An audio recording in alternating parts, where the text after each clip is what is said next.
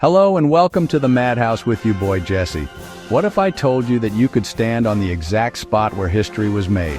I'm talking about places that changed the entire world. Today, we are going on an insane global tour, the 10 most mind-blowing military sites you will ever see. We're gonna walk the decks of a massive aircraft carrier bigger than 3 football fields, explore the actual beaches where soldiers stormed ashore on D-Day, see the world's first ever tank. This ain't just a history lesson. This is an adventure, with chills, laughs, and true stories that beat the movies. I'm Jessie, an American living in the Philippines. My channel's Faith, Travel, and Life Abroad, and today we're going big. Buckle up and smash that subscribe so you don't miss a second. Chapter 1. Our first stop is a true titan of the sea, the USS Midway Museum in San Diego, California. This isn't just a ship, it was a floating city, home to over 4,500 sailors and aviators. For 47 years, this carrier symbolized American naval power from the end of World War II to Operation Desert Storm. It dominates the skyline and your imagination, a masterpiece of old-school engineering, an enormous 4-acre runway in the middle of the ocean, where F-14 Tomcats and F-A-18 Hornets got flung off the deck at over 150 miles an hour. 30-plus restored aircraft, tight corridors, bunks, galleys, even the brig. The audio tour, often by former sailors, makes it all feel alive. Chapter 2. Across the Atlantic to Normandy, France. This sacred shoreline decided the fate of the world on June 6, 1944, D-Day. It's hard to square today's calm with the chaos, courage, and carnage recorded here. At Omaha, U.S. forces met brutal resistance, thousands of casualties. Those bluffs and bunkers show exactly what our guys faced. Nearly 10,000 pristine markers aligned above the sea, breathtaking and heartbreaking. Rangers scaled 100-foot cliffs under fire to silence a German battery. The craters still scar the ground. The Con Memorial frames D-Day within the wider World War and the Cold War that followed. From artificial harbors to a paratrooper on a church steeple, every town whispers a story. Normandy's a pilgrimage. You leave with reverence and an unshakable respect for the price of peace. Chapter 3. New Orleans, Louisiana, home to America's official World War II museum. Here because of Andrew Higgins, the landing craft genius Eisenhower credited with winning the war. It doesn't just show artifacts, it tells the story, step by step. From the 1930s crises to rationing and Rosie, the narrative lands close to home. Immersive journeys through Europe and the Pacific, cold forests to sweltering jungles, stand under a flying fortress beside a Mustang, a Sherman, and a real Higgins boat. Don't miss the 4D film Beyond All Boundaries. Hanks narrates, your senses salute. Personal letters and testimonies turn dates into lives, facts into faces. You walk out understanding not just what happened, but why it mattered and what it felt like. Pro tip, don't march too close to the tank. It stares back like it wants your lunch money. Chapter 4. London's Imperial War Museum, telling the story of modern conflict from WWII to today.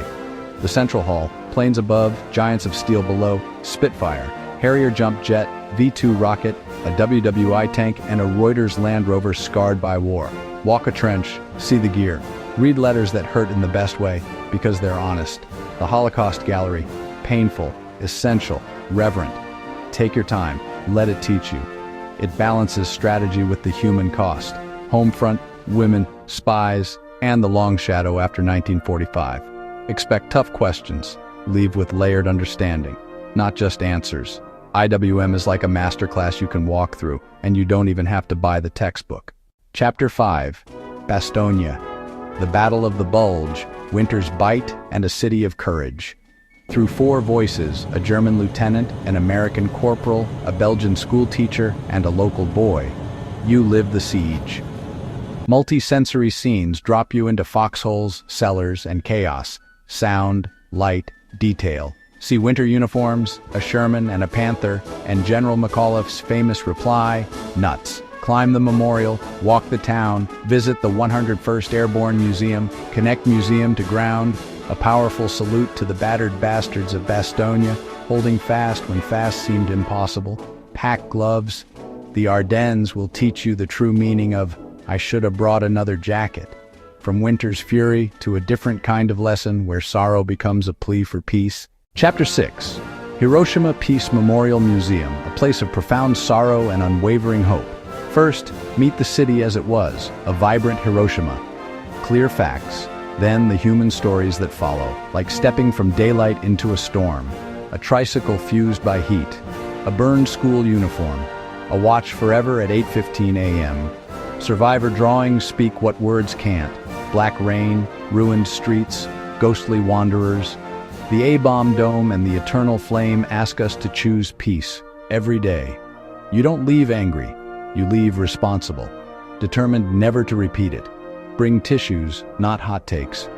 This is heart work. Next we return stateside, sacred hills and a solemn memorial born on 9/11. Chapter 7. Arlington, America's most sacred ground just across the Potomac. 639 acres, simple white stones, service from every American conflict. The tomb of the unknown soldier, guarded day and night in all weather with flawless devotion. Visit JFK's eternal flame and the resting places of astronauts, justices, and heroes. Nearby, 184 benches honor the lives lost on 9/11, arranged by age, oriented by where they were. At night, the glow turns grief into remembrance and remembrance into resolve. Together, they teach sacrifice, across centuries and in a single morning. Pro tip: stand tall. Arlington's silence makes even your posture patriotic. From DC's silence to France's fields, where the earth still remembers. Chapter 8. The Somme, where industrial-age warfare changed everything. July 1st, 1916, the British Army's bloodiest day. Today, the land still bears the lines and the loss. Lochnagar, over 300 feet across, 70 feet deep, the earth itself blown open. Thiepval, largest British war memorial. Names of 72,000 with no known grave. Each name was a life, a family, a future undone. Beaumont Hamel's preserved trenches and the danger tree make history painfully close. The Somme teaches the futility of mass slaughter and the weight of remembrance. Also teaches, wind finds your hair no matter what. Bring a cap. From trenches to tracks, steel beasts await. Chapter 9. Bovington, the world's greatest collection of armored vehicles. Over 300 vehicles from 26 countries, 100 years of evolution under one roof. Meet Little Willie, the first tank, then compare Tiger, T-34, and Sherman side by side.